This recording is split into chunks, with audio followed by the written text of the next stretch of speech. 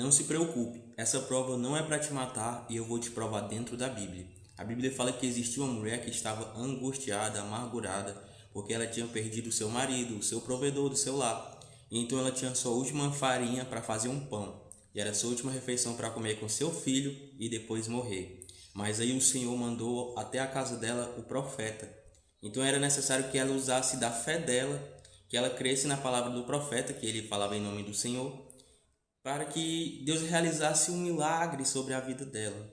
Então, tipo assim, ela pensou, não tenho mais nada a perder mesmo, então eu vou acreditar, eu vou ter fé. Então ali naquele momento daquela provação, ela usou a fé. Então ela fez ali a última farinha, ela fez o pão, deu para o profeta Elias comeu e depois dali pronto. Ela mandou pegar as vasilhas, começou a descer azeite que não se acabava mais e encheu todas as vasilhas e aí para que ela pudesse vender e sobreviver daquilo, né? E Deus honrou a fé dela. Ou seja, a palavra de Deus diz que Ele cuida até das aves do campo. Imagine da tua vida. Por que tu acha que Deus te desamparou? Por que tu acha que Deus te esqueceu? Deus dele não te esqueceu, não. Outro momento da Bíblia a gente vai ver que o profeta Elias está passando por uma grande dificuldade. E Deus diz o que para ele? Elias, vai até o ribeiro de Querite, porque eu já dei ordem aos corvos ao teu respeito. Ou seja, Deus ele já tinha dado ordem antes mesmo de falar com Elias. Ou seja, Deus ele cuida de tudo, cuida de cada detalhe. E os corvos não são que nem os urubus. Os corvos eles só comem coisas boas. Então, são as aves que elas pensam muito nelas, né? Mas só que por ordem de Deus, elas levaram carne para o profeta Elias. Ou seja, lá tinha carne, lá tinha água, mas chegou um momento que o ribeiro ele secou. Sabe por quê? Porque Deus ele não te quer acomodado. E é nos momentos mais difíceis, é nos momentos de provação, sabes, que os milagres eles são gerados. Olha o profeta Elias, ele estava lá no ribeiro e o ribeiro secou, porque o que Deus tinha com ele era maior do que aquilo que ele esperava, era maior do que aquilo que ele estava acomodado ali naquele momento, porque ele estava angustiado, estava, vamos dizer que depressivo por causa da perca dos outros profetas. Mas o que aconteceu?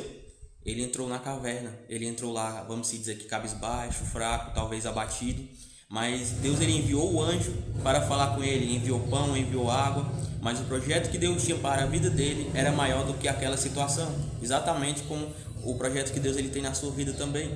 E aí Deus diz para Elias, come, bebe água, porque a caminhada ela é longa. E a gente vê o profeta Elias também, quando ele sobe ao monte, contra os profetas de Baal, e ali a gente vê um novo Elias transformado, cheio da presença de Deus, porque ele já tinha passado pela aprovação, cheio de autoridade. E quando os profetas de Baal estão orando e nada acontece, e ele diz, e aí, cadê o Deus de vocês? Ele está dormindo, será? Orem mais, se rasguem mais, façam o que tiver que fazer. Mas ele vai, o profeta Elias ajeita o altar, glória a Deus, aleluia. E é isso que você tem que fazer, ajeitar o altar, conserta o teu altar. E aí, daquele momento que ele conserta o altar, desce fogo do céu, cai fogo do céu como resposta que Deus era na vida dele.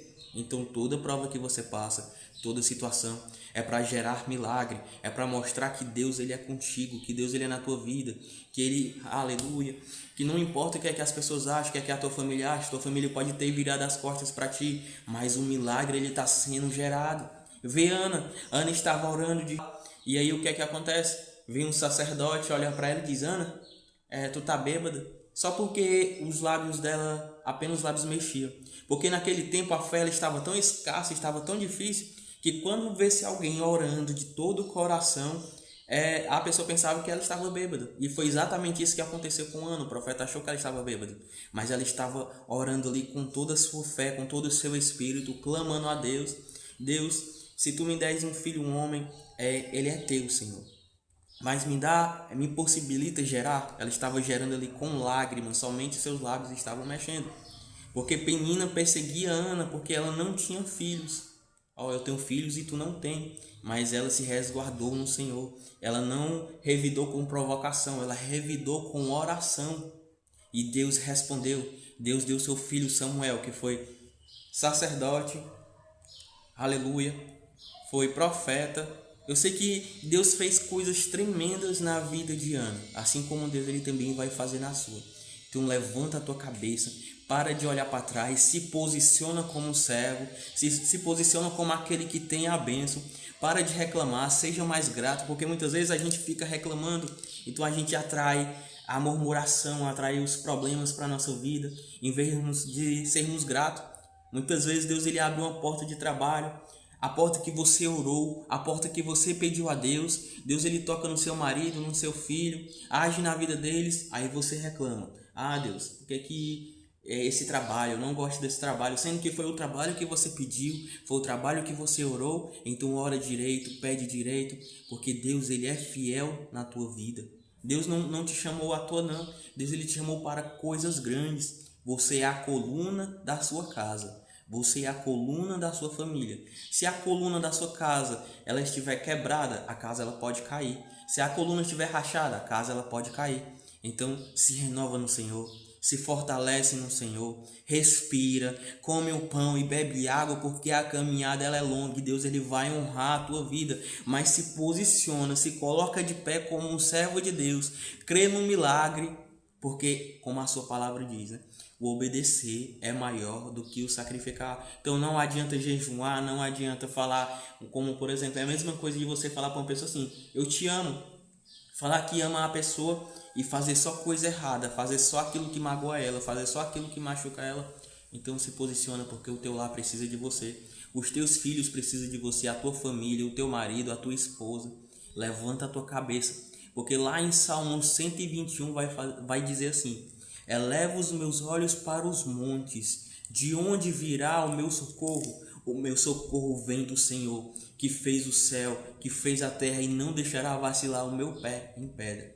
Então, creia nisso, creia nessa palavra e já se inscreve aqui no canal, porque todo dia tem vídeos que vão lhe fortalecer, que vão lhe levantar cada vez mais. Então, um forte abraço e até o próximo vídeo.